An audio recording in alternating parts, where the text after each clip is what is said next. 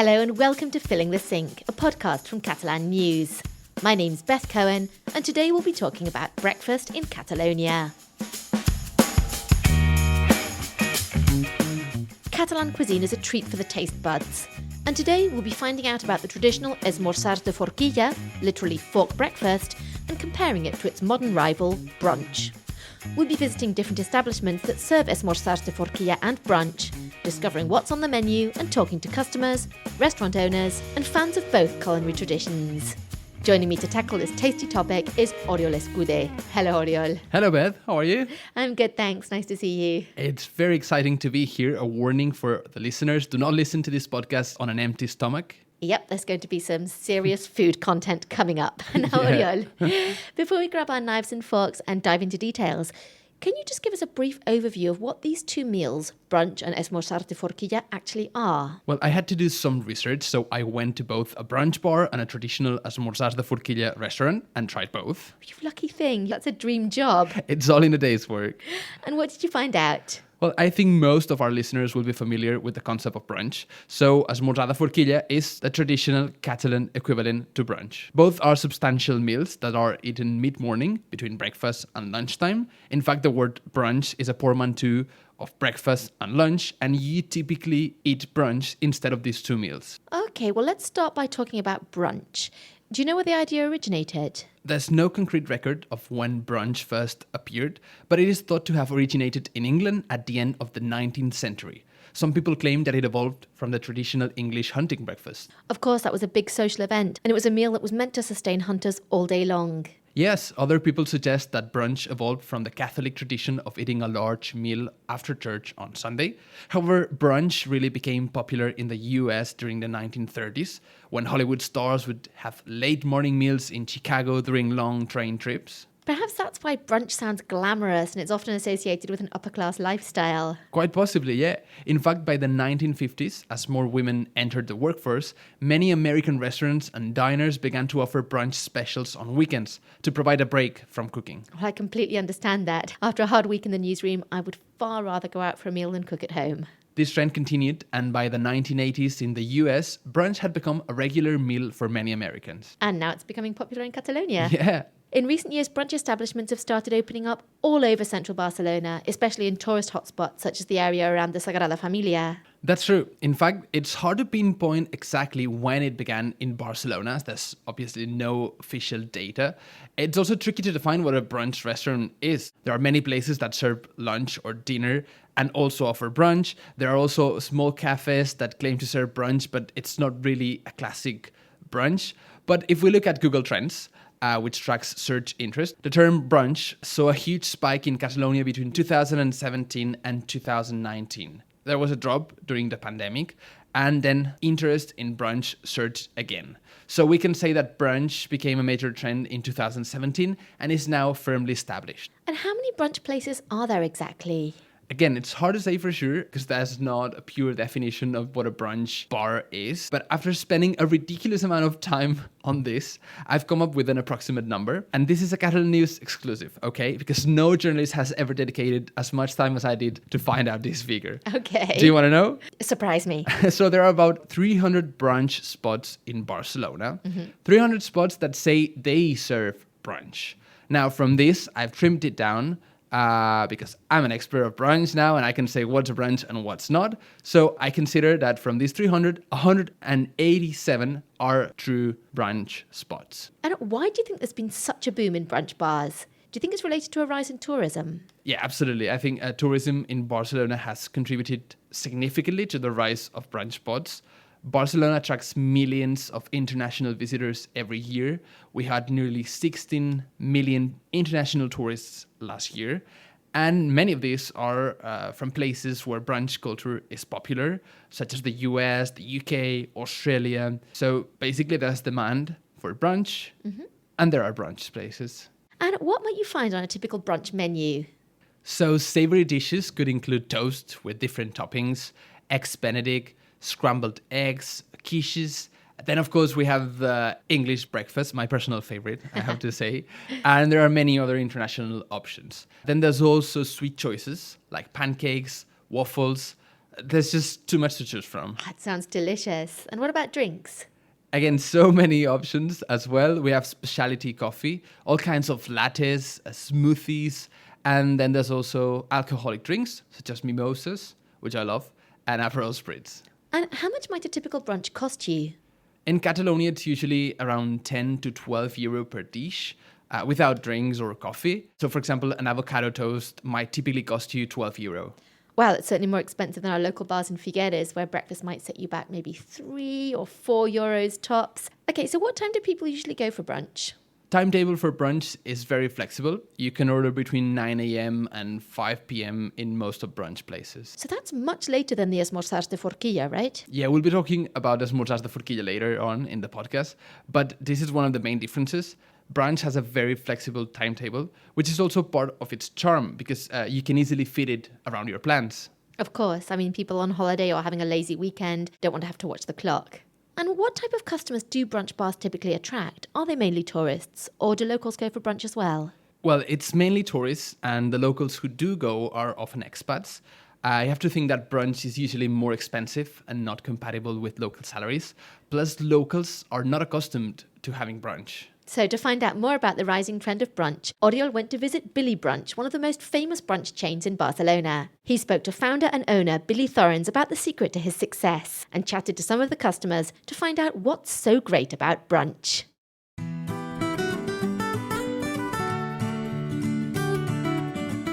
The popularity of brunch spots in Barcelona is particularly noticeable in the Eixample district. In some of the area's squares, you'll find dozens of brunch establishments. I visited one of the most trendy brunch places in the city. It was Tuesday morning and the customers were mainly tourists. Curious about what draws them to brunch, I decided to ask them why they make time for it, even while traveling. I always want scrambled eggs, and we normally go to brunch around like 11 or noon. Or like every day we've been here, we've been eating brunch. Normally we're looking for eggs because after practice we need to have brunch. I personally feel like I really like the range of cuisines. Like you've got normal English breakfast, eggs Benedict. It's just too much to choose from. You're spoiled for choice. And really good portions, like really good value for money. Yeah, we found it on TikTok and saw some videos and the food was really good. Yeah, all the videos look really And nice. when we walked past, the outside was really aesthetic. Yeah. That's our vibe. In the US, it's like 4 pancakes, scrambled eggs, bacon. Breakfast is way more of a big deal. Eggs, variety, protein-rich options, and the atmosphere. These are the main draws of brunch. One of Barcelona's most popular spots, Billy Brunch, brings all these elements together. Founded in 2018 as one of Eixample's first brunch destination, it has since expanded to 6 locations across the city. I sat down with founder Billy Thorens to learn more about the secret behind its growth, whether it attracts more locals or tourists, and his take on the traditional esmorzar de forquilla. So really I wanted to bring the countryside, bring the farm to the city. That's why we do mostly eggs, chicken, simple dishes, comfort food. The increase of brunch is following the concept of offer and demand. We have now more expats after the COVID with the home office. So the city has become more international. People, they want to keep going to the restaurant, but they don't want to sit and have a rich meal and wine. They want to mingle in a healthy environment. Brunch offers variety. I want to have a healthy breakfast, you want to have a rich breakfast, you want to have just coffee, and you want to have a cocktail. And you have all of this here.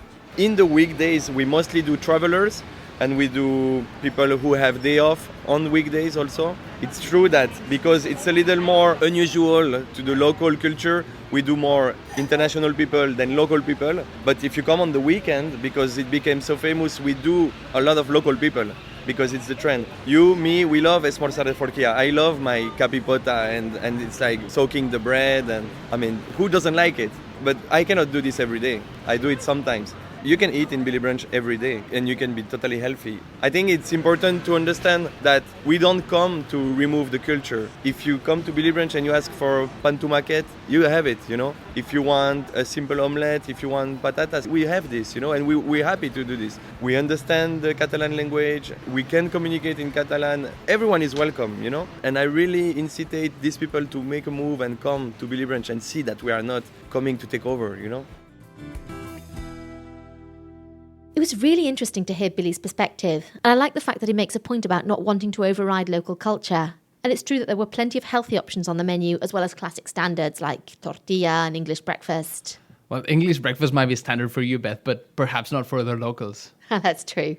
The emergence of brunch establishments is changing the face of the city, giving the neighbourhoods where they open a modern and international vibe. But how do the locals feel about all of this? Well, of course, brunch is not a traditional Catalan meal, and the cuisine which is offered in brunch bars isn't local. Also, there's this perception that brunch bars are overtaking Barcelona, while many traditional restaurants close down. And in fact, Catalonia has a similar tradition to brunch, which is that of the esmorzada forquilla. The fork breakfast, right? Yeah, exactly. This is the traditional Catalan breakfast, and it has its roots in working life. Rural mainly, but also industrial. So I imagine that the dishes are substantial and nutritious. Yeah, there are usually generous portions of hot cooked food, hence the use of knife and fork. Forquilla. Exactly. The meal includes many dishes, and although there are people who have this kind of breakfast every day, these days it is common to have this as breakfast during the weekends or on special occasions. Yeah, in the same way that English people don't have a full English breakfast every day. Right, exactly. And this kind of breakfast is a shared tradition, an occasion to enjoy with other people, as well as providing nourishment. It was also a moment for workers to take a break and relax for a bit, and this social aspect still remains. So it's not a meal you have on your own, it's a social event. Yep. Another key aspect is that the esmorzars de forquilla are based on local cuisine, of course. They use fresh, high-quality ingredients from the region, cooking what is in season at any given time, and following recipes which have remained unchanged for many years. So depending on what time of year it is, the menu can vary to incorporate products that are in season? Yep, and it's not only seasonal, but also regional. So recipes change a lot from one place to another. That's very sensible. Yeah, indeed.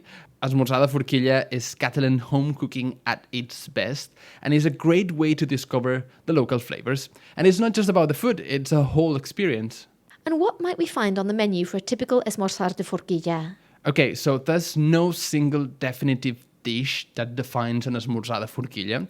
It can be anything rooted in traditional Catalan cuisine. The most simple esmorzada forquilla you can get is pan tomàquet. That's bread and tomato, right? Yeah, with embotits, which are cold cuts of meat, or cheese, for example.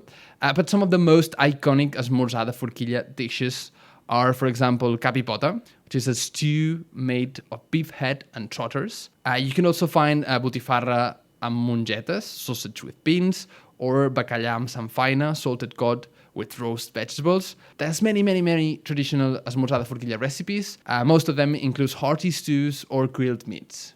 And what about drinks? I'm guessing that we're not going to find the smoothies, mimosas and chai lattes so typical of brunch bars here. No, definitely not. The drinks are a bit more traditional here, not as fancy as in brunch, but there's also alcohol involved. So coffee is standard, but at the end of the meal, not during the meal. And you can also add cognac or another liquor to the coffee to make a cigalo, or carajillo in Spanish. Okay. And there's also red wine served in a purro. What's a purro? So it's a traditional glass jug which people can all drink from to share the wine without needing separate glasses. You'll see them everywhere in traditional restaurants. And the curious thing about this is that you don't drink straight from the jug. It kind of spurts out and you catch the wine in your mouth. That sounds really fun, as well as practical, obviously. It saves on the washing up. Although it could be messy if you don't know how to do it properly. Yeah, it can take a bit of practice as well and a few wine stains on your shirt, but I definitely encourage all of you to try it. And how much can a typical esmorzar de forquilla cost? It's quite economical, usually around 5 or 6 euro per dish, and the portions are generous, so it's good value. There's a lot of establishments that also offer an inclusive menu for 10 to 15 euro. And what time can you order esmorzar de forquilla? So here's the main difference with brunch. It's served in the morning until 10 or 11 a.m. at the latest. Okay, so to summarise, it looks as though esmorzar de forquilla is a bit more economical than brunch. You get more for your money, and it incorporates local produce and recipes, whereas brunch is perhaps a bit more expensive and geared towards specialty foods and international cuisine. And as we just mentioned, there's the timetable, which is very different. Esmorzars de forquilla is earlier and brunch is later. But one thing they do have in common is that nowadays they're both relaxed social occasions involving alcohol and should be enjoyed in company. I think that about summarizes it, yeah? To find out more about the tradition of the esmorzar de forquilla, Oriol had breakfast with Albert Molins, a journalist from Vanguardia and founder of EsmorzApp, an app which enables users to find restaurants serving esmorzar de forquilla in their area. Let's hear how they got on.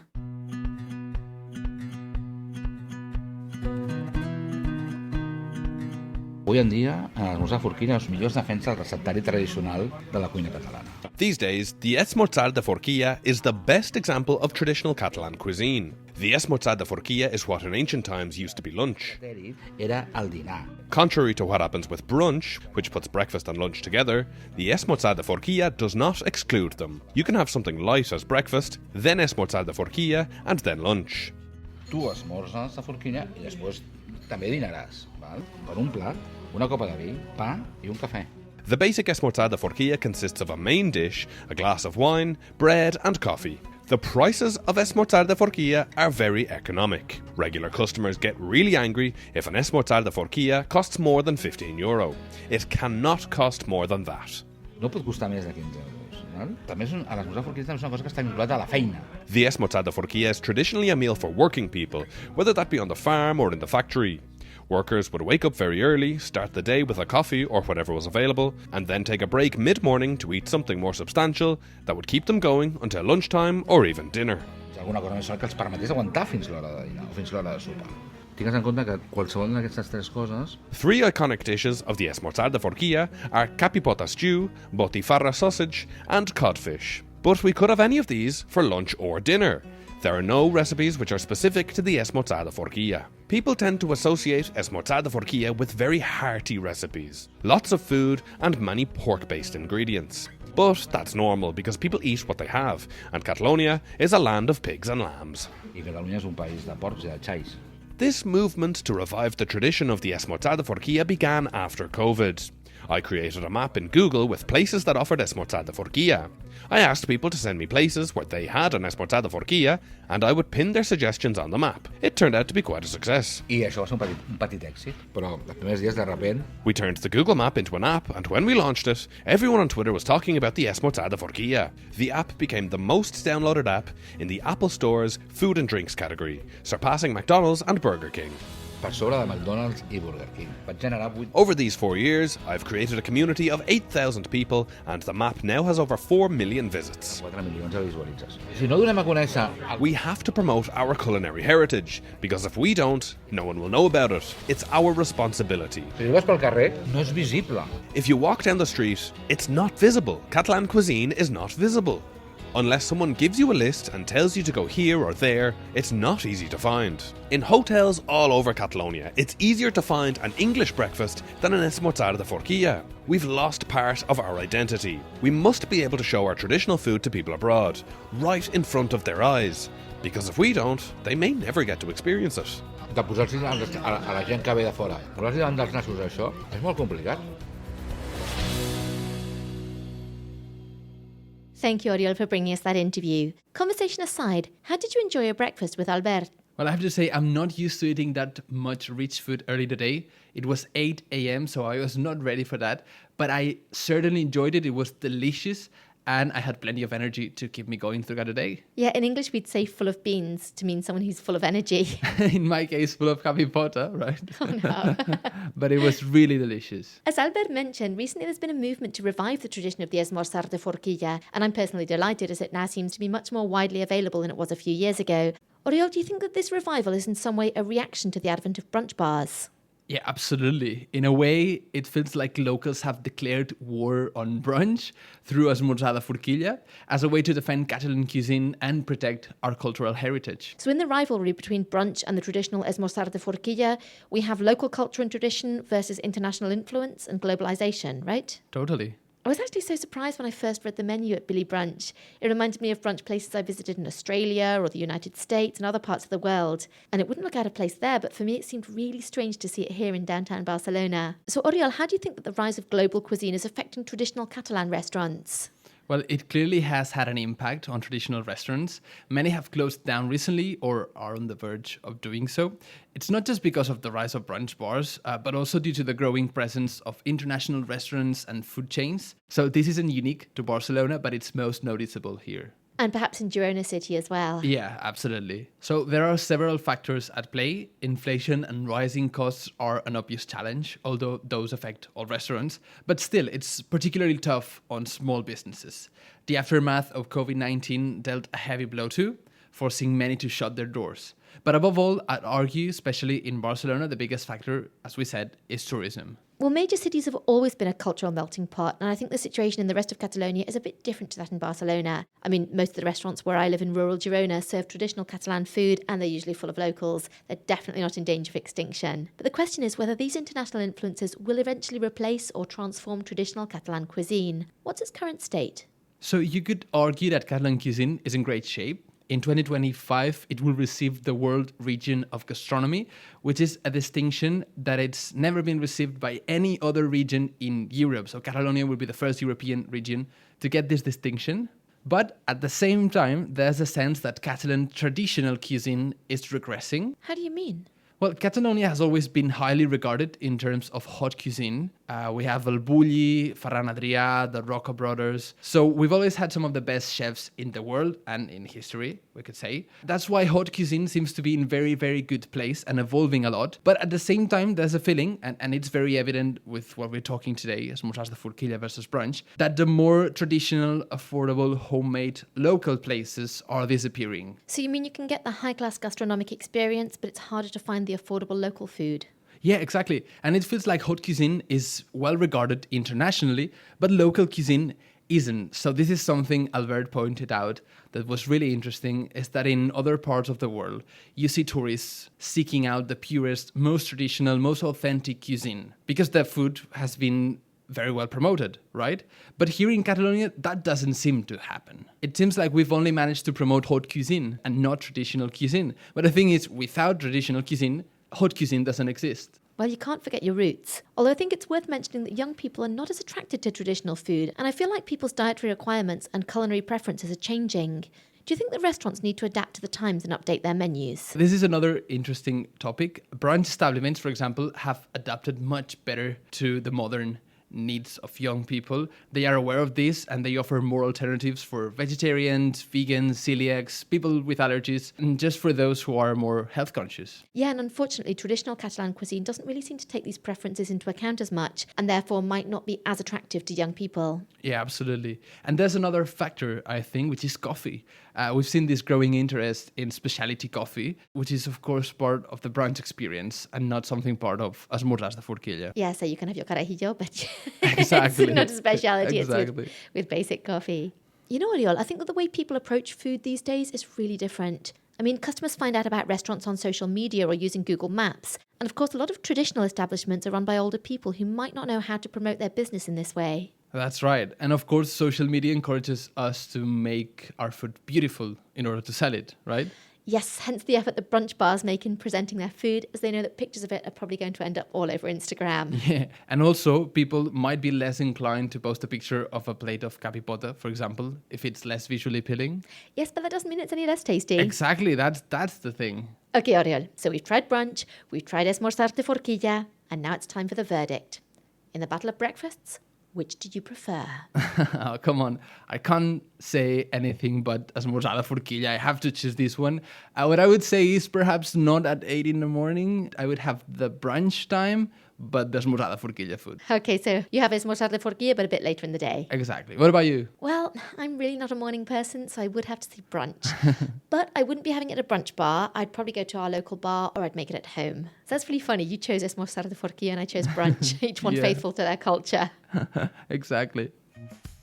Well, that's almost all we have time for today. But before we go, Oriol, what's our Catalan phrase of the week? Menjar amb els ulls. To eat with your eyes? Literally, yes.